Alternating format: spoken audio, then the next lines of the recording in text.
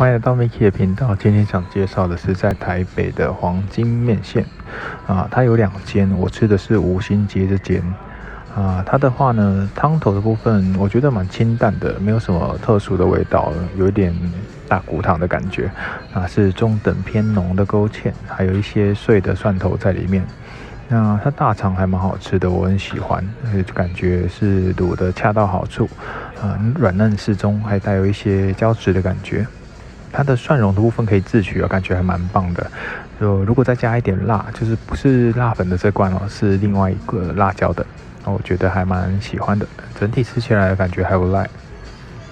这段时间其实我吃了好几间台北的面线店蛮多都是排队名店。这间黄金面线的口味我觉得也算名列前茅啦。不过目前为止我觉得还没吃到我心中理想的面线。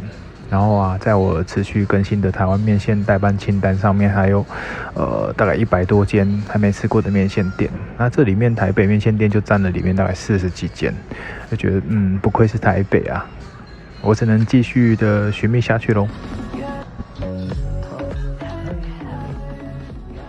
接下来又进入了杂谈的时间。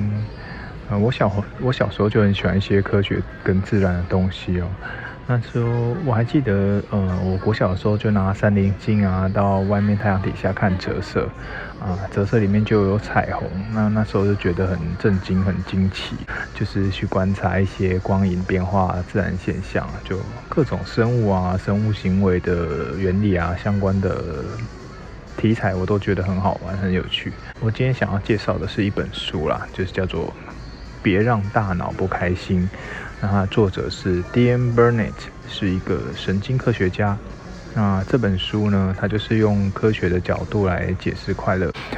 究竟快乐是什么呢？我觉得它里面有一个很好的比喻，他说快乐就像汉堡那你没办法说里面的牛肉是汉堡，生菜是汉堡，那其实这些都是构成汉堡的元素啦。而且这些元素都有复杂的制造过程，比如你要养牛，你要种菜，然后还有一个厨师把一切用正确的步骤把它组合在一起。那快乐就是由各种元素、各种来源，经过各种程序所产生的一个感受。那为什么我们对好的事物印象都不太深刻，然后对坏事会耿耿于怀？里面也提到了，就是在远古的时候如果我们吃了一个有毒的果子，可能会致命。那我们的大脑就是为了让我们记住这种不好的感觉避免下次再吃到，所以就会让你印象深刻。但是如果今天过得很顺利、很愉快，对这种事情对生存没有很大的影响所以我们的大脑演化机制之下，我们就不会倾向去把这种感觉记住。那其实我自己在这边得到一个小小的结论，就是我们反而呢要想办法去自己去加强快乐的感觉，去记住。就比如说今天发生什么好事我们就要好好的去体验跟感受这件好事，让它留在我们的心里面。里面有提到一个人类的乐观偏误惯性这种东西就是会让我们对各种事物产生一些没什么根据的正面想法。不过好处就是让我们能更忍受跟逆境来对抗。那当然乐观过头会有一些盲目啦。然后还有一个我觉得蛮值得一提的，就是它里面有提到就人类的行为跟后果连结的机制，然后这个后果越远就越难连结。就是比如说你摸到烫的东西会马上缩手，你就知道说这不能做嘛，对不对？那如果像抽烟这种事情的话，你不会一抽马上就得肺癌，所以说有喜欢抽烟的人他们就不会马上去停止这样的行为。那反之亦然，就是对自己长期有好处的事情也是会因为它没有立即的效果，所以我们就会没办法马上把这个东西连接在一起。然后它里面还提到社交这种事情，社交它是比较晚演化出来的行为。那因此呢，自私的人的脑里面它动用的比较多原始的部分，因为他们只在乎自己，就是有自我保护，就是动物性的一个脑区比较发达。那如果你是会为他人着想、有同理心、友善，这样是属于比较复杂的脑区的运用发达的部分，它比较接近现代社会，因为它会让你的社交能力更好。那其实这也是跟我们现代人的社会和谐有关系。那动物性的脑区跟比较现代的脑区到底有对谁是对谁是错，其实没有真正的答案。这两种脑在各种不同的环境跟情境之下，它都有各自适合的时候。然后再回来讲到快乐哦，快乐其实是会改变的东西哦，就是你现在觉得这个事情快乐，可能你之后就不一定觉得这个事情是快乐了。那我觉得痛苦可能也是一样，你可能现在因为某件事情感觉蛮痛苦的，可是过一段时间或者是之后，你可能不一定觉得这个事情是属于单纯就是痛苦，因为人脑它不是简单的固定的不会变的东西嘛。那作者有提到说啊，大脑啊再怎么神奇，它也只是一个生物器官而已。我们人体有各种器官嘛，它们都一样，迟早就是会磨损、会消耗。那你身体年纪越大，疾病就越多，那你可能会感觉更多的阻碍，那各种衰退。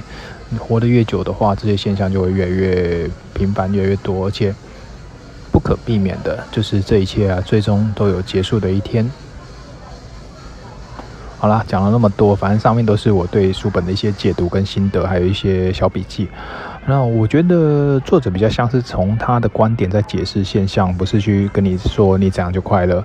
那当然，如果里面我有一些理解错误，就是对作者的意思有误解的地方呢，也请大家多多包涵啊。不过真的是可以去买这本书来看一下，我觉得它内容非常丰富，而且很对我的胃口。不过最后还是再稍微淡书一下。因为这本书是这个神经科学家的研究观察，并不一定就完全代表符合真实人生的一切感受或者是现象。毕竟任何的因素都会造成观测的结果失真，所以大家还是要有自己的判断咯。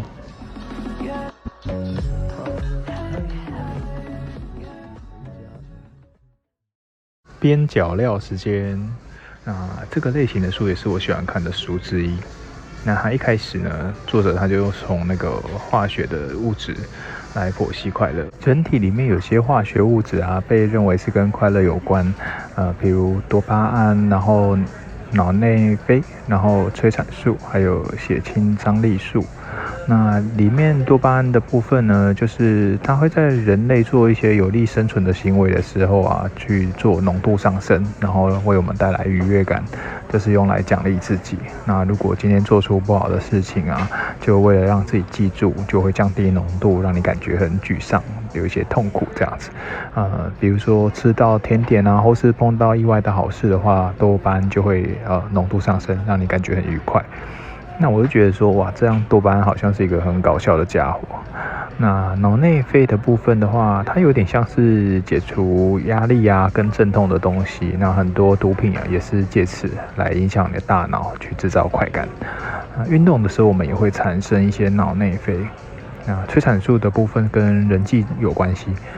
人跟人之间的交流如果有比较亲密的话，就会产生催产素。那它可以巩固关系。情人之间呢，也可以维持情感的稳定。不过在团体之间，也会因为这样产生一些小团体的感觉啦，就会排斥其他的团体，所以有好有坏咯。那再来血清张力素的部分呢，它这个就是放松还有协调情绪的一个物质。那有些忧郁症患者就是他血清张力素不太足够，那所以他们有时候会借由药物来提升。不过作者说这个是还没有经过真正的科学验证的，所以不知道药物是不是真的能够去控制血清张力素。我就讲太专业，这个好像也不太需要知道那么多。